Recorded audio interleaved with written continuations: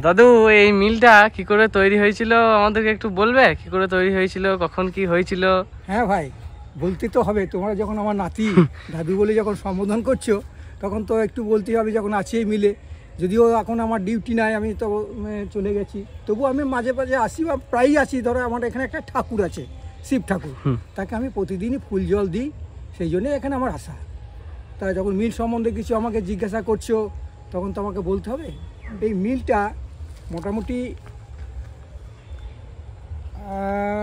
1958 সালে তৈরি হয়েছিল কোঅপারেটিভ বেসিসে।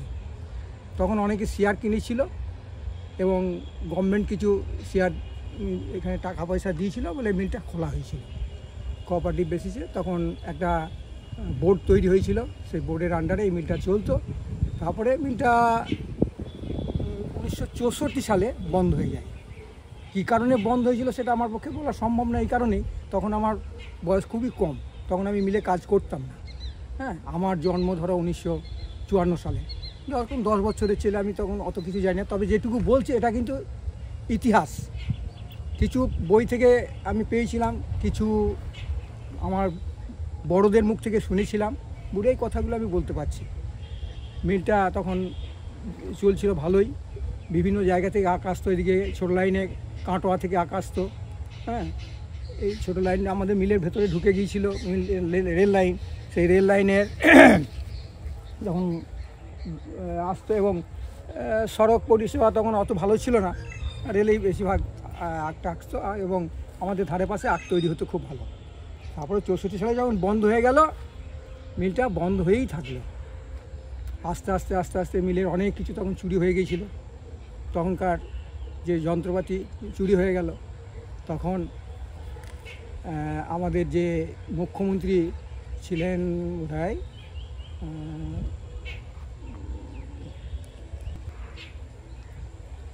তখন মুখ্যমন্ত্রীটা কে ছিল বোধহয়, সিদ্ধার্থ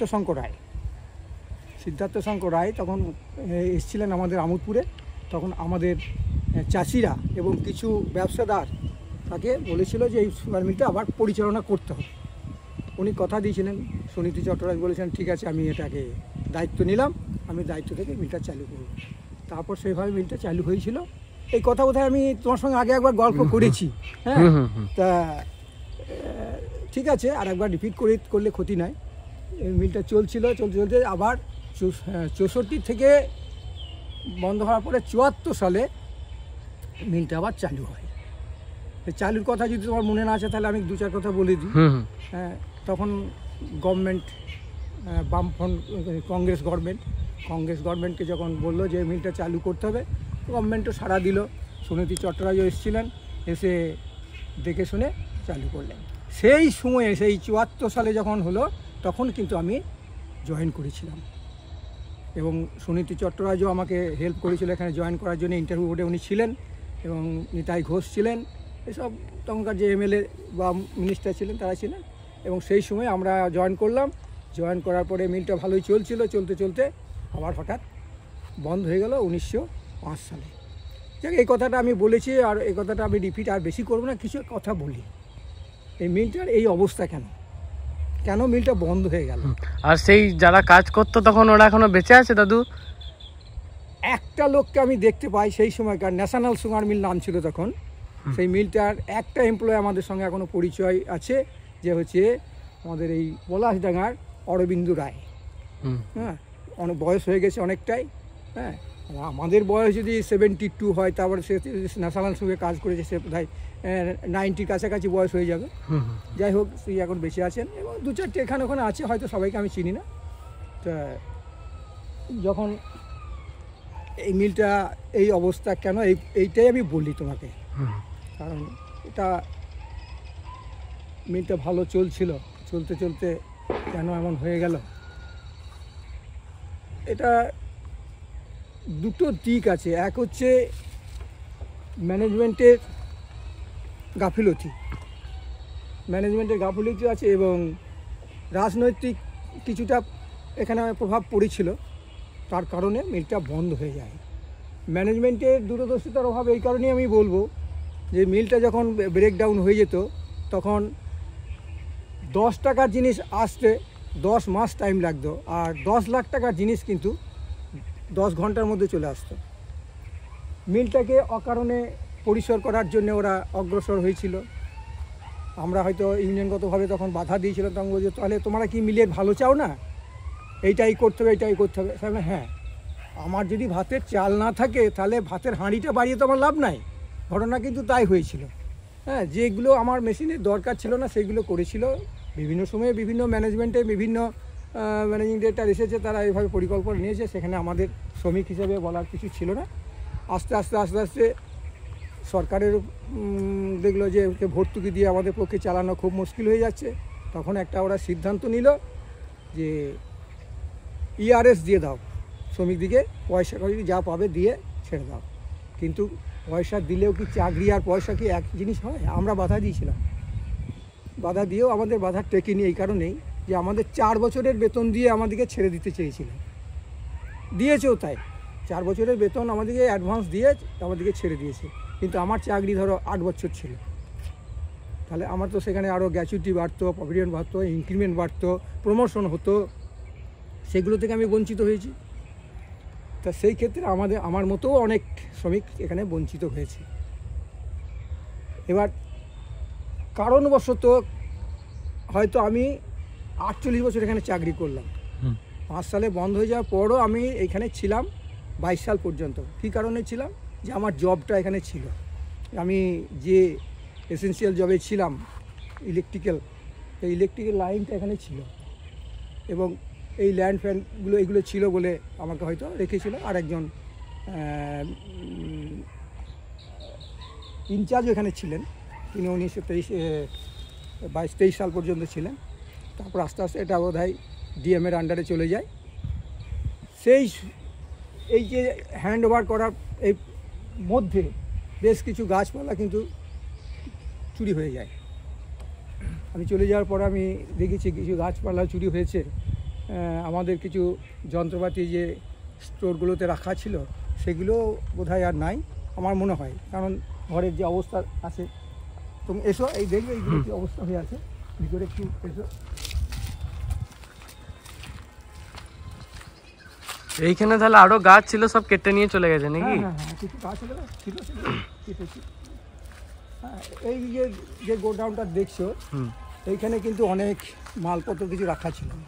তা আমার মনে হয় যে এখানে আর কিছু নাই, জানি না কি আছে ভিতরে, না থাকার মতো। চুরি হয়ে গেছে হয়তো তাই। আমি তো আর চুরি করা দেখিনি যে বলবো চুরি হয়ে গেছে। আমার ধারণা, আমি বলছি না থাকার মতো আর কি, কারণ এই ফাঁকা জায়গাতে আর থাকতে পারে না এরকম আর কি। দেখো এই ভাঙাচুরো তুমি। আর সামনে একটা শিব মন্দির আছে নাকি? হ্যাঁ, শিব মন্দির, যে শিব মন্দিরের কথা বললাম না যে হ্যাঁ, আমি রোজ আসি পুজো দিয়ে যাই, সেই শিব মন্দিরে আমরা যাবো, যে শিব মন্দিরটা দেখবো। আর যারা এই মিলে কাজ করতো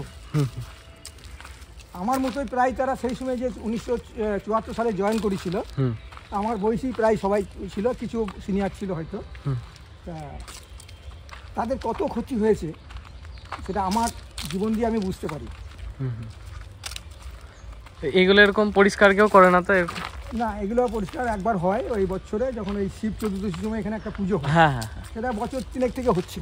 যে এখানকার স্থানীয় ক্লাব আছে, এই ক্লাবের ছেলেরা উদ্যোগ নিয়ে এই পুজোটা করে। তা তখন এগুলো সব পরিষ্কার করে, তখন এগুলো পরিষ্কার হয়, তাছাড়া তো জঙ্গল হয়ে যাবে। এইখানটা দেখো একটা স্টোর ছিল এখানে, তোমার আমাদের যে পেয়ার পার্টসগুলো ছিল সব এখানে রাখা থাকে। তা এখানে দেখে মনে হয় যে আর কিছু ছিল না, ফাঁকা।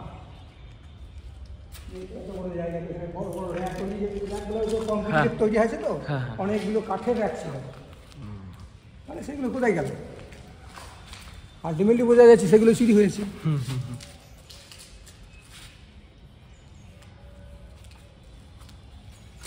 ঠিক আছে, আমরা শিব মন্দিরের দিকে এগোই।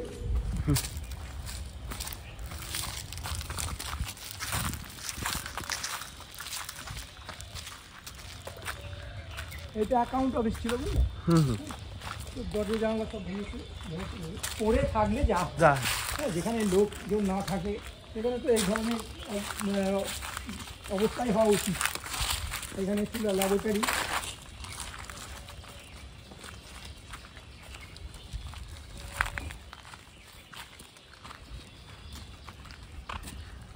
একটা বিশাল গাছ দেখছো, হুম হুম হুম। এই গাছটা খুব দামি গাছ কিন্তু,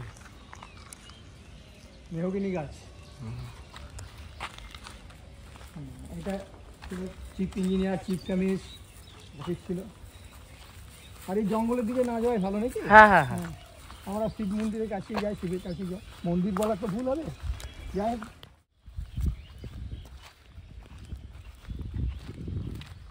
সাইকেলে তো নিতে পারবো না।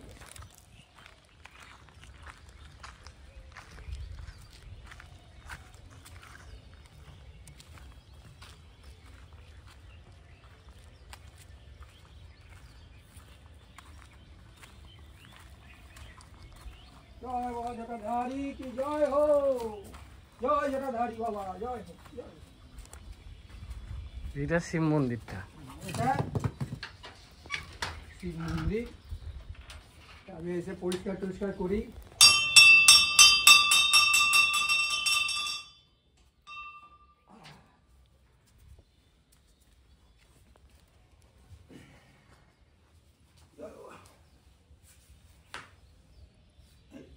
সকাল আমি ফুল জল সব দিয়ে যাই, ঠাকুর মশাইও আসে, পুজো টুজো হয়ে যায়, ঠাকুর মশাই চলে যায়।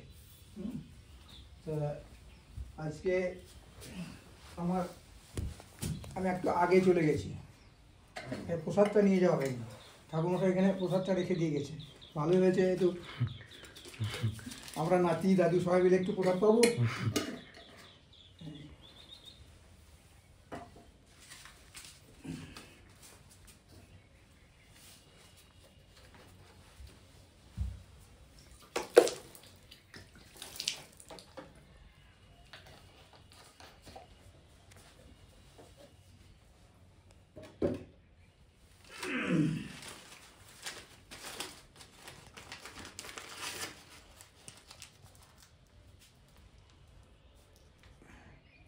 হ্যাঁ, এসো ভাই,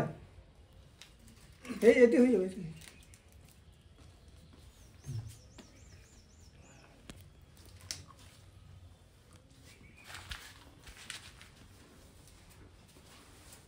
আমরা বসে বসে একটু এই শিব বাবার কথা বলবো। হুম হুম জল খাবে তো? হুম হুম। না জল থাক। ওই যে জল আমি নিয়ে এসছি। আচ্ছা আচ্ছা।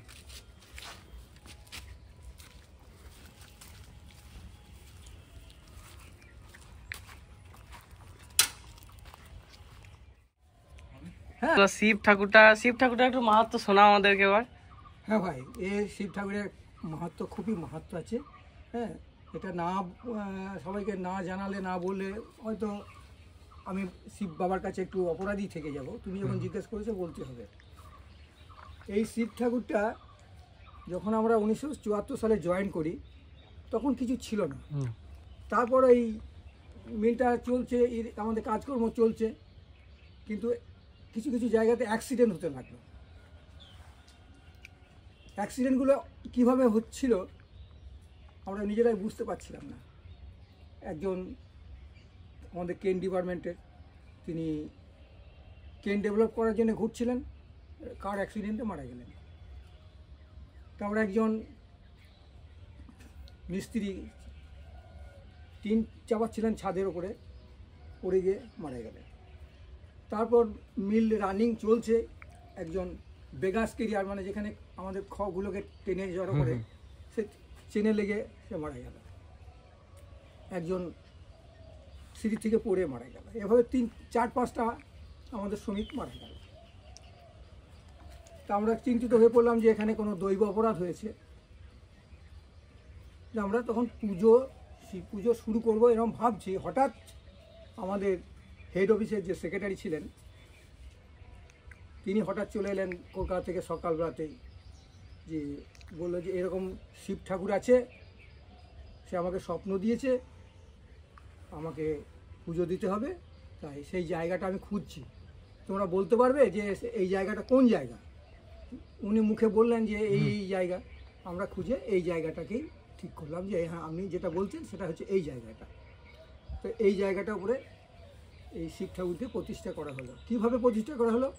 ওর একটা অবয় চিত্র, মানে যাকে ফটো বলা হয়, সেই ফটো দিয়ে পুজো শুরু হয়ে গেল। তখন আমাদের শ্রমিকরা মানের দিনে 2-4 পয়সা করে দিয়ে পুজোটা চালু হয়ে গেল। ওইভাবেই পুজোটা চলতে শুরু করলো। পুজোটা যখন চলতে শুরু করলো তখন একে বন্ধ করা যাবে না। তখন আমরা ম্যানেজমেন্টকে বললাম একজন পুরোহিতকে নিয়োগ করুন, সে রোজ আসবে, পুজো করবে, তাকে কিছু পয়সা ম্যানেজমেন্ট থেকে দিতে হবে। তখন এই শম্ভু ঠাকুর বলে যে আছে, উনি এলেন, উনি পুজো শুরু করলেন এবং প্রতিদিন উনি পুজো করে যেতেন। ম্যানেজমেন্ট ওনাকে পয়সা দিত, আর এই ফলমূলের জন্য একটু আলাদা পয়সাও দেওয়া হতো। ওইভাবে পুজো চলছিল। তখন থেকে আমি কিন্তু এই শিব বাবার কাছে আসতাম, প্রণাম করতাম, কাজ করতাম, চলে যেতাম। এভাবে পুজো চলছে।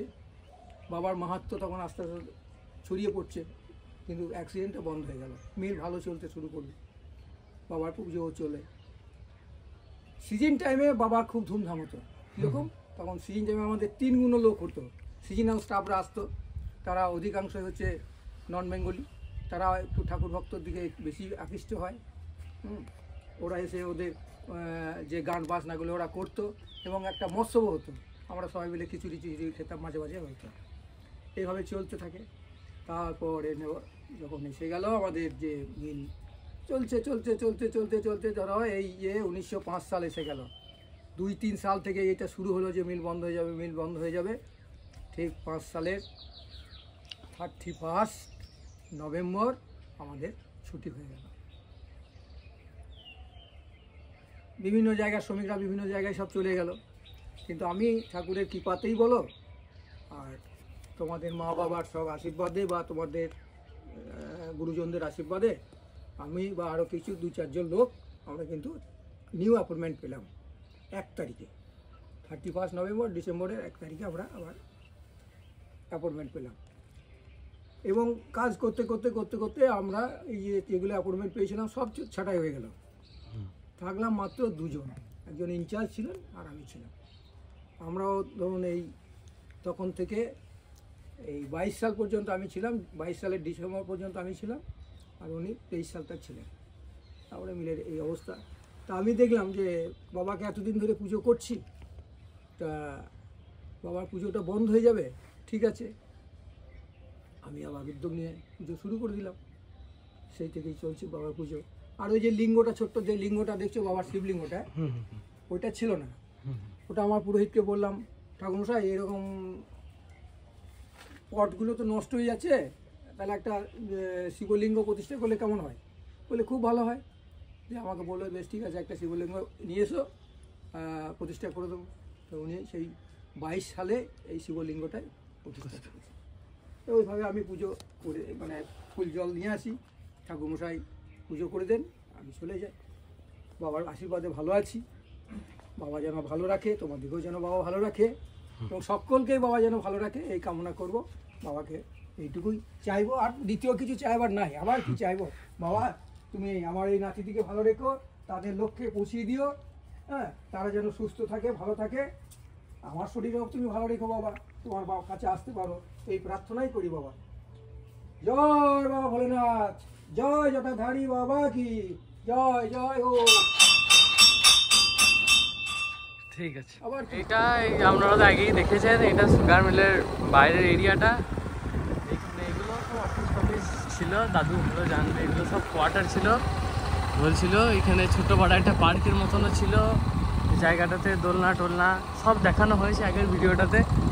এই ভিডিওটাতে আপনারা আরও ক্লিয়ারলি আরও ভালো করে বুঝতে পারবেন। এগুলো সব সুগার মিলেরই এরিয়া। আমরা এখন বেরিয়ে যাচ্ছি জায়গাটা থেকে। এগুলো সব জঙ্গল হয়ে গেছে, আগে তো এরকম ছিল না।